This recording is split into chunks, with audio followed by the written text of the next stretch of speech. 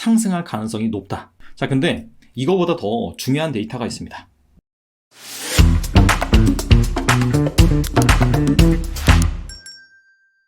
SK리츠가 이틀 후에 상장을 진행합니다. 청약 증거금만 19조 원이 몰렸습니다. 이는 역대 리츠 중에서 최고 수준입니다. 그만큼 SK리츠에 관심을 갖고 있는 투자자가 많다라는 증거인데요.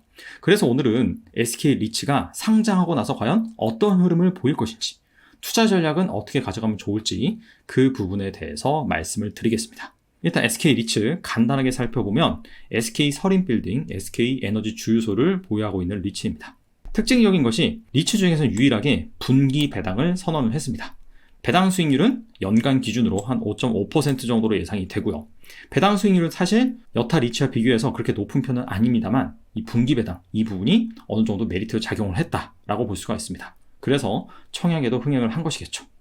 그리고 이 SK리츠의 투자 매력을 알아보기 앞서서 원래 일반적인 공모주 같은 경우에는 제가 수요 예측 결과를 바탕으로 공모지표 종합 점수를 매겼습니다. 그래서 공모지표 종합 점수가 유사한 업체 중에서 이미 상장을 진행한 그런 업체들이 상장 후에 어떤 주가 흐름을 보였는지 그 부분을 예로 들어서 말씀을 드렸는데 리츠는 좀 다릅니다. 방금 말씀드린 일반 공모주 같은 경우에는 기업이고요. 리츠 같은 경우에는 부동산입니다. 따라서 SK리츠처럼 이전에 상장을 진행한 부동산 투자 회사들이 과연 상장하고 나서 어떤 흐름을 보였는지 그 부분을 중점적으로 살펴보겠습니다. 2019년부터 현재까지 리츠의 상장 첫날 성과를 기록한 표입니다. 롯데리츠부터 D&D 플랫폼 리츠까지 총 9개 기업이 여기에 해당이 됩니다. 이 부분은 청약 경쟁률, 수요 예측 비율 등 상장 전에 이 리츠를 투자자들이 얼마나 긍정적으로 봤는지 그것을 나타내는 객관적인 지표다라고 볼 수가 있고요. 그 다음에 여기에 상장일이 나와 있고 공모가 대비 상승률이 나와 있습니다. 그래서 좋은 퍼포먼스를 기록한 리츠 같은 경우에는 상장하고 나서 공모가 대비 30%, 즉 상한가를 친 거죠. 반면에 안 좋은 성과를 기록한 리츠 같은 경우에는 10% 이상 공모가 대비 하락하기도 했습니다. 근데 참고로 일반 공모주처럼 따상을 기록한다든지 30-40% 하락을 한다든지 그런 케이스는 없습니다. 그 이유가 부동산 투자 회사이기 때문입니다. 이 부동산 투자 회사 리츠의 공모가를 구하는 방법을 간단하게 말씀을 드리면 부동산 가치가 100억입니다. 만약에 그렇다면은 이 부동산을 매입하기 위해서 내 돈도 들어갔지만 남에게 빌린 돈도 있겠죠. 그래서 이 100억 중에서 남에게 빌린 돈을 다 뺍니다. 그리고 순수하게 남은 자기 자본이라고 하죠. 그 자기 자본을 발행 주식수로 나눠서 공모가를 구하는 것입니다. 그렇기 때문에 일반 공모주처럼 공모가 상단, 하단 이런 개념이 없어요. 그냥 그 부동산의 가치, 그거를 발행 주식수로 나눠서 공모가를 산출을 합니다. 따라서 상장하고 나서 더블을 기록한다든지 따상을 기록한다든지 그럴 가능성은 매우 낮다라는 것을 참고를 하시면 좋을 것 같습니다. 그렇다면 어떤 리츠가 좋은 성과를 기록을 했고 어떤 리츠가 안 좋은 성과를 기록을 했는지 살펴보도록 하겠습니다. 일단 롯데리츠 같은 경우에는 상한가를 기록을 했죠. 매우 좋은 성과를 기록했습니다. 수요 예측 비율은 높지 않았습니다. 그리고 이때는 의무 보유 확약 비율 이런 데이터가 없었어요. NH 프라임 리츠부터 그런 데이터가 등장을 합니다. 근데 청약 경쟁률은 양호했습니다. 63.28대 1 정도면 양호한 편이에요. 리츠 중에서. 그 이유가 국내 첫 대기업 계열사 리츠가 상장을 한다. 이 부분이 중요하게 작용을 했고요. 두 번째가 더 중요한데 이때 글로벌 리츠 시장이 상당히 핫했습니다. 주식보다도 리츠의 상승률이 더 양호한 상황이었다. 그래서 이런 부분들이 긍정적으로 작용했다라고 볼 수가 있고요. 얼마 지나지 않아서 상장한 NH 프라임 리츠 같은 경우에는 모든 지표가 양호했어요. 청약 경쟁률은 300대 1이 넘었고 수요 예측 비율은 711대 1이 넘었습니다.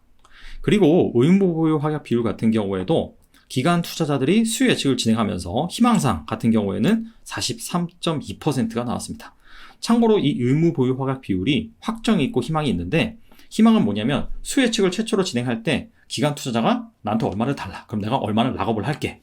그 부분이 왼쪽에 있는 희망 사항이고요. 오른쪽에 있는 확정은 무엇이냐면 실제로 그 데이터를 바탕으로 주관사에서 기관 투자자들한테 배정을 해줍니다.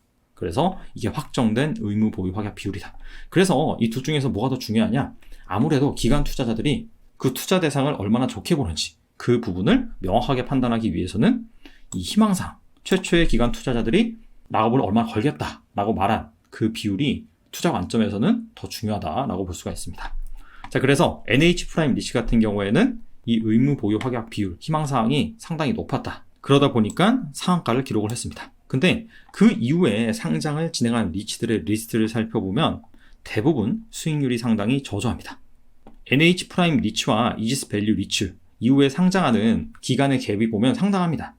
사실 이때는 그만큼 리츠가 글로벌리 핫하지 않았습니다. 그런 영향도 좀 있었고요. 보시다시피 청약 경쟁률, 수혜측 비율, 의무 보유 확약 비율 살펴보시면 대부분 다 저조했던 것을 알 수가 있습니다.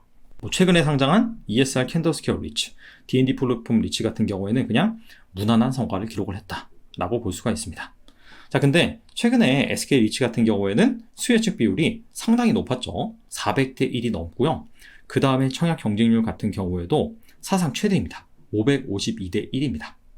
그래서 투자자들이 얼마나 이 투자 대상을 좋게 보는지 알 수 있는 객관적인 지표를 살펴보면 SK 리츠 같은 경우에는 상장 후에 공모가 대비 하락하기보다는 상승할 가능성이 높다. 이렇게 결론을 내려볼 수가 있습니다. 단 지금 글로벌 리츠가 그렇게 핫하지는 않습니다. 그래서 과거처럼 이렇게 롯데리츠나 NH 프라임 리츠처럼 상한가를 기록할지는 퀘스천 마크예요.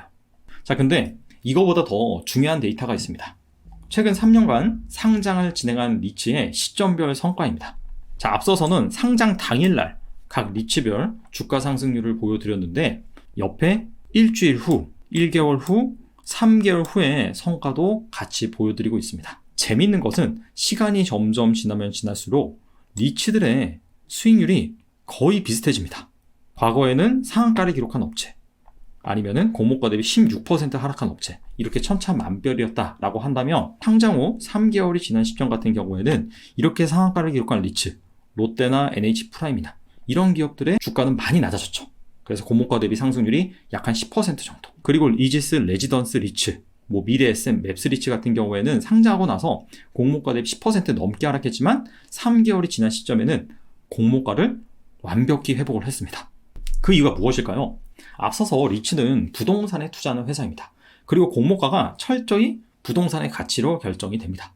부동산이라는 게 일주일, 1개월, 3개월 이 기간 안에 갑자기 가치가 확 뛰거나 확 하락할 가능성은 매우 낮습니다. 자, 그러다 보니까 일단 상장하고 나서는 수혜책 결과나 청약 경쟁률 이런 것 때문에 주가가 일시적으로 오버슈팅을 하거나 언더슈팅을 합니다. 하지만 시간이 지나면 지날수록 확실히 그 부동산의 가치에 수렴하는 그런 흐름이 연출이 됐습니다. 단 여기에서 예외가 하나 있어요. 바로 ESR 캔더스퀘어 리츠입니다. 이 리츠 같은 경우에는 3개월이 지난 시점에는 공모가 대비 주가가 17%나 상승을 합니다. 그리고 이 리츠는 한때 공모가 대비 주가가 거의 70%까지 상승을 하게 돼요. 그 이유가 무엇이냐? 여기가 국내에서는 최초로 물류센터에 특화된 리츠입니다. 롯데리츠 같은 경우에도 김포 물류센터를 보유하고 있는데 이거는 최근에 취득한 겁니다. 그 전에는 그냥 롯데 관련 백화점, 아울렛, 마트 이런 것만 가지고 있었어요. 그러다 보니까 쿠팡이 작년 상반기에 상장을 한다라는 얘기가 계속해서 나왔거든요. 근데 이 ESR 캔들스퀘어 리츠의 주요 고객사가 쿠팡입니다. 그래서 이런 부분이 모멘텀으로 작용을 해서 주가가 좀 많이 올랐습니다. 그리고 여전히 현재도 공모가 대비 한 30% 정도 상승한 상황에서 거래가 되고 있습니다. 자, 따라서 이렇게 특별한 모멘텀이 있지 않는 이상은 결과적으로는 그 기업이 보유한 부동산 가치에 수렴을 한다라고 보시면 될 것 같아요. 그래서 결론을 내보겠습니다. 과거 3년간 상장을 진행한 리츠들을 살펴보니까 청약이 얼마나 흥행을 했는지, 청약 경쟁률, 수혜측 비율, 의무 보유 확약 비율, 자, 이런 것들을 통해서 상장 후 주가 퍼포먼스가 어느 정도 영향을 미쳤고요. 더 중요한 것은 리츠의 업황이었습니다. 그래서 이런 것들을 감안한다라고 한다면 일단 리츠 업황은 그렇게 좋다라고 볼 수는 없어요. 하지만 청약 성과 같은 경우에는 역대 최대이긴 합니다. 이런 것들을 감안했을 때는 SK 리츠가 상장하고 나서 어느 정도 양호한 퍼포먼스를 기록한 가능성이 있습니다. 근데 앞서서 살펴보셨다시피 어차피 부동산에 투자하는 것이거든요. 그렇기 때문에 시간이 지나면 지날수록 그 기업이 보유한 부동산 가치에 수렴할 가능성이 높습니다. 따라서 만약에 SK 리츠가 상장하고 나서 과도하게 상승을 한다, 막 상한가를 친다 라고 한다면 분할 매도로 어느 정도 정리를 한 것이 좋을 수도 있습니다. 왜냐하면 SK 리츠가 가지고 있는 부동산이 SK 에너지 주유소, SK 서림 빌딩입니다. 막 그렇게 엄청나게 성장성이 높은 그런 부동산을 가지고 있는 것이 아니에요. SK 리츠 같은 경우에는 2024년까지는 주로 SK 기업들이 보유하고 있는 그런 건물들을 편입할 예정이고요. 2024년 이후부터는 본격적으로 데이터 센터 인프라, 신에너지 물류센터, 해외 자산 등 정말 부가가치가 높은 그런 건물들을 편입할 예정입니다. 근데 이게 시점이 너무 길어요. 너무나 장기 비전입니다. 그래서 이런 것들을 당겨와서 현재 시점에서 주가가 다 반영을 할 가능성은 높지 않다라고 볼 수가 있습니다. 자, 그럼에도 불구하고 만약에 SK 리츠가 정말 IR 자료에서 제시한 대로 향후 수년간 이렇게 데이터 센터 리츠, 물류 센터 리츠, 즉 부가가치가 높은 리츠를 계속해서 편입해 갈 것이다 라고 생각을 한다면 상장 후 주가와 상관없이 장기 보유하는 것도 방법이겠죠. 아무쪼록 SK 리츠 상장 후 현명한 투자 판단 내리셨으면 좋겠습니다. 감사합니다.